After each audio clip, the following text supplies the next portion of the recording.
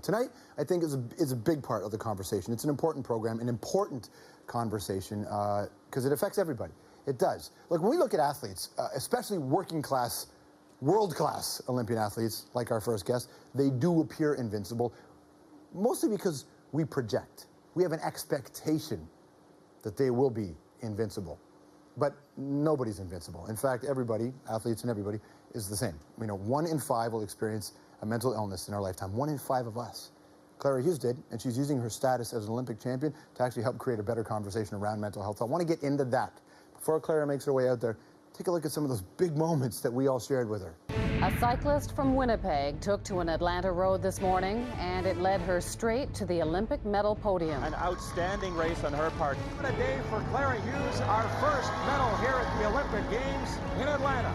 Clara Hughes has been on the Olympic podium before in cycling. She's trying to get there in the Winter Games in speed skating. Clara Hughes, she's got both arms going.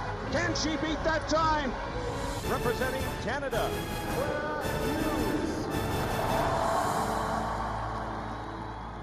I don't want to dedicate my life to this anymore. It has been awesome, but it has been so hard. I get all emotional when I see those clips. Please welcome Clara Hughes!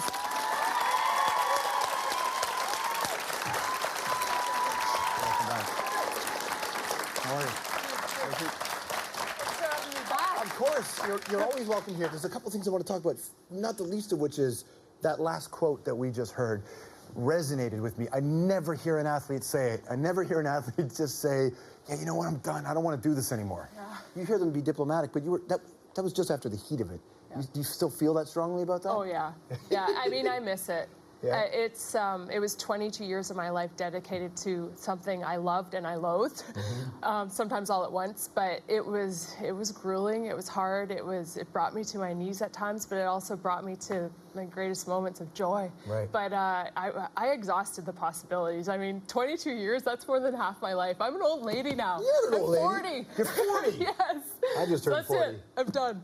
I was thinking about it in the context, the 22 years in the context of Let's Talk Day and Bell Let's Talk Day, and the conversation about mental illness. And that, you have parents tell kids that you can learn such valuable lessons about life from being in sports. Yeah. I think you can also learn bad lessons too, which is to be a successful Olympian, to be a successful athlete, you often have to ignore pain, bottle suffering, just make the gig, score the goal. We celebrate a dude who skates with a broken leg, which is the most idiotic thing, but we do. I know. Bell Let's Talk Day is the opposite of that. Yeah. It's like, hey, it's okay to hurt and talk about it. But that's the whole thing. I mean, as human beings, it's just, we are all about the struggle and the joy. I mean, it's the human condition. But we only feel like we should share the joy because, well, who wants to hear about a bad day? A year ago, we had a conversation on these chairs. And after that, I received in October these letters that I wanted to bring to you. It's from the Hummerview Secondary School, and it's a phys ed teacher who has a course on mental health. And one of the units she actually showed the interview we did last year. Oh, yeah.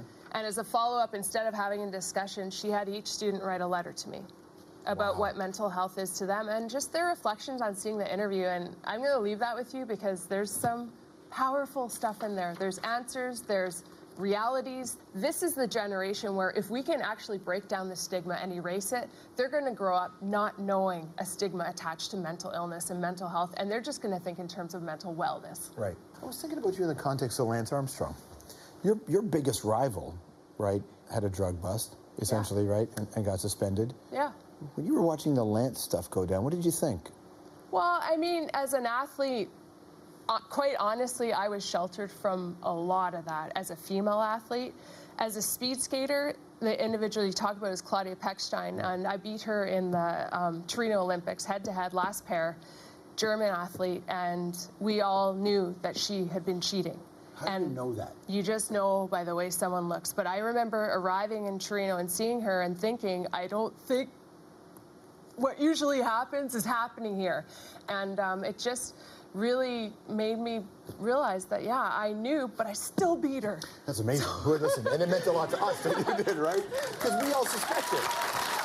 Yeah, but, the reality is sport is why people think that it's this pure place.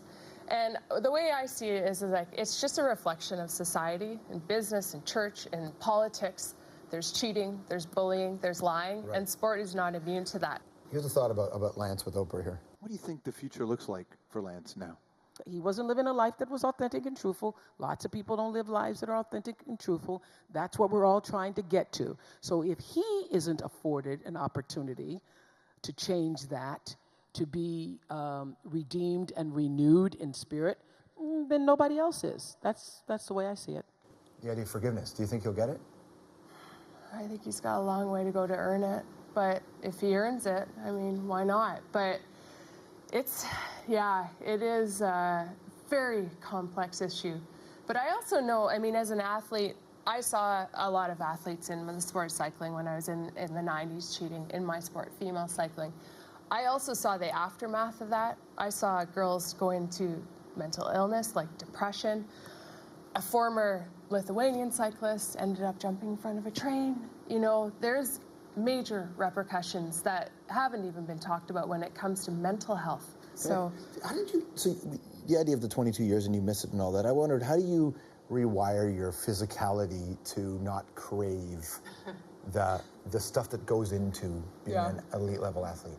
It's been interesting, and a lot of it is like I'm still really active, and movement is a part of my daily medicine. Like I need to get out and move, even if it's just to go for a walk, because it does wonders for my spirit. I believe it. Yeah, it's medicine.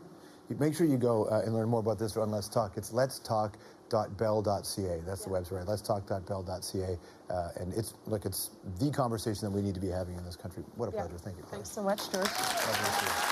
We'll be right back.